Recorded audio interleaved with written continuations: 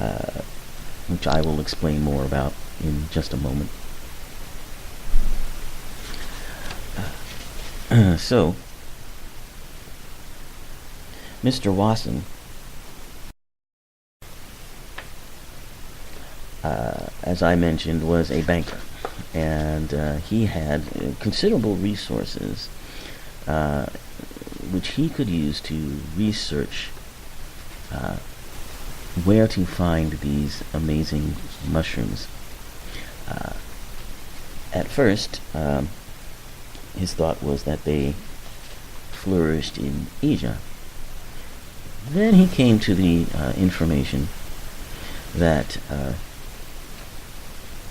South America was abundant with them, and that they were used as sacraments.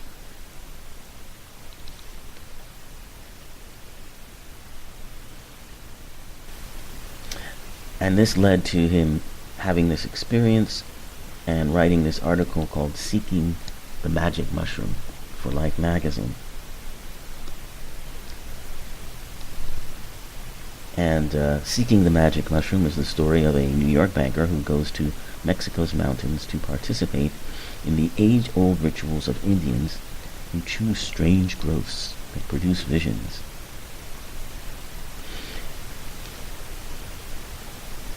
And that was the beginning of the magic mushroom, the mushroom of psilocybin, being brought to the attention of Western science, if you will.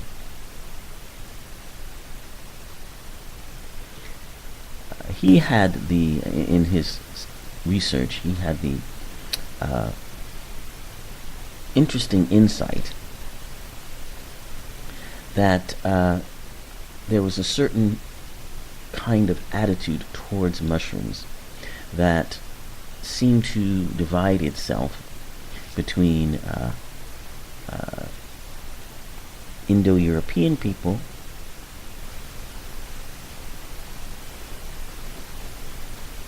and Asian or Eastern European people, and he called these two approaches, or these two attitudes towards mushrooms, mycophobic, meaning fear of mushrooms, and mycophilia, or mycophilic, which would be love of mushrooms, or worship of mushrooms. And he began to wonder if it was not probable that long, long ago, before the beginnings of written history, ancestors of ours had worshipped a divine mushroom, and that through the centuries, this aura of the supernatural that seemed to bathe this particular fungi stemmed from that time. And then he wanted to know what kind of mushroom was worshipped and why. And then he began to hear about these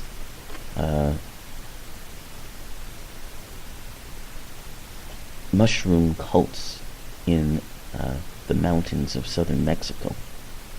And he began to make trips. In total, he made 10 trips to Mexico and Central America. Several of them to a village called Huatla de Jimenez, deep in the mountains of Oaxaca.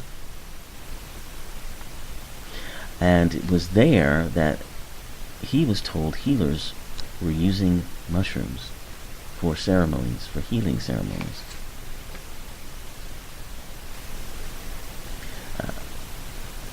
These were supposed to be kept very secret, especially from Westerners. And they had kept them secret for hundreds of years because they understood what the reaction would be to Christian missionaries who were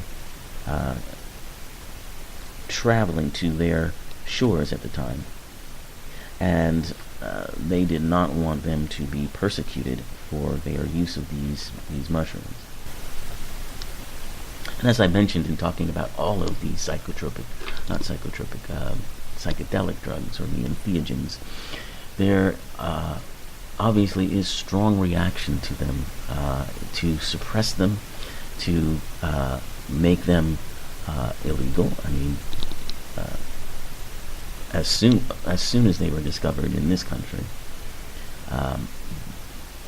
the government took steps to make them illegal because they are powerful, because they allow for people to step outside of the confines that society would like you to stay within, and particularly for religions,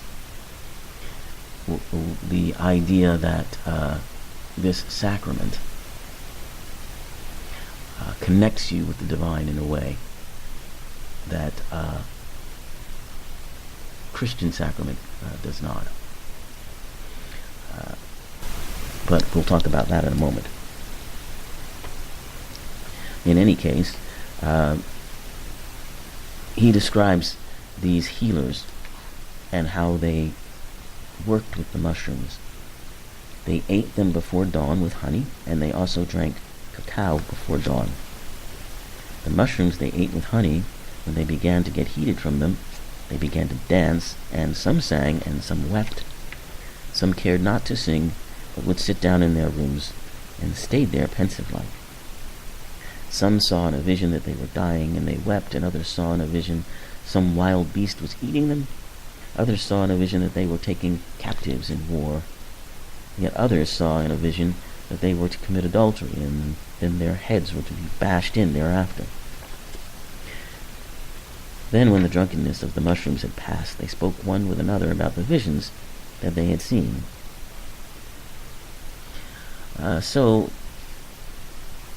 several hundred years ago, when the Spanish came to Mexico, they sought to crush those mushroom cults and viewed them as a mortal threat to the authority of their church. One of the first priests, Cortez, brought to Mexico to Christianize the Aztecs, declared that the mushrooms were the flesh of the devil that they worshipped, and with this bitter food they received their cruel god in communion. So many Indians were interrogated and tortured, and these statues of the sacred fungi that had been built were destroyed by the Spanish.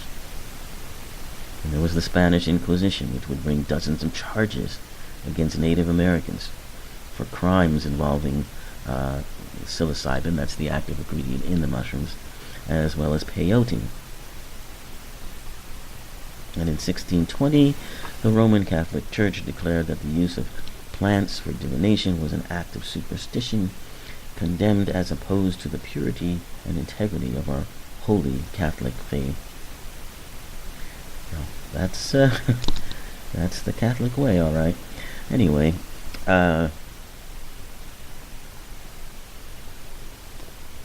that they were among the first to have a war on drugs, as you would call it today. And there's a strong reason why, as I mentioned, because of the sacramental element of the mushrooms. It seemed to these Christians, these Catholics, that it was a direct challenge to the sacrament, which in Catholicism is the wafer that you're given, which is supposedly the bread of Christ, the flesh of Christ.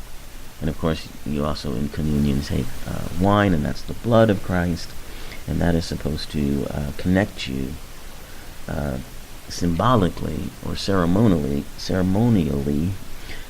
with God and with Jesus. And to Catholics, this this mushroom must have sounded like a subversion of that. But that mushroom sacrament had an undeniable advantage over the Christian version, because in the Christian version it takes an act of faith to believe that eating the bread and wine of the Eucharist gave the worshipper access to the divine, an access that had to be mediated by a priest and the church liturgy. Compare that with the Aztec sacrament, a psychoactive mushroom that granted anyone who ate it a direct, unmediated access to the divine, to visions of another world, a realm of gods. So who had the more powerful sacrament? As a Mazatec Indian told Wasson, the mushrooms carry you where God is. And I really like that phrase. I'll step outside of this discussion for just a moment because it's something we talk about on the show frequently. And I'm constantly reminding people and telling people about the fact that religion is not spirituality, and spirituality is not religion. Although those terms are often used interchangeably, they're radically different, and often one is working at counter purposes to the other. And this is a perfect example of it. Spirituality is that direct access to the divine, unmediated by any kind of church clergy or any kind of liturgy. It is just direct, personal communion with the divine. That's spirituality. As opposed to religion, which is the mediation of such experiences. And really the suppression of such experiences. And that's where they work at cross purposes. And for centuries, that division has caused people to not have a misunderstanding of their own spirituality to the degree that they repudiate it altogether. Because they associate anything of a spiritual nature with religion. And many people also just simply aren't comfortable with the idea of something that is not entirely tangible or understandable. Okay, so let me get back to this. So the Roman Catholic Church, as I mentioned, was the first to sort of institution to sort of see these kinds of chemicals as a threat. But by no means were they or will they be the last. And so in 1955, on his third trip to Mexico, he came across a healer by the name of Maria Sabina, and was able to talk her into allowing him to be down there to experience one of these ceremonies and to partake of the mushrooms. He said they tasted awful, acrid, with a rancid odor that repeated itself, but that he could not have been happier because he'd been searching for this for many, many years. And he described his visions as being vivid in color, always harmonious. They began with art motifs, angular, such as might decorate carpets or textiles or wallpaper, and evolved into palaces, with courts, arcades, gardens, resplendent palaces, all laid over with semi-precious stone. And then, he says, he saw a mythological beast drawing a regal chariot.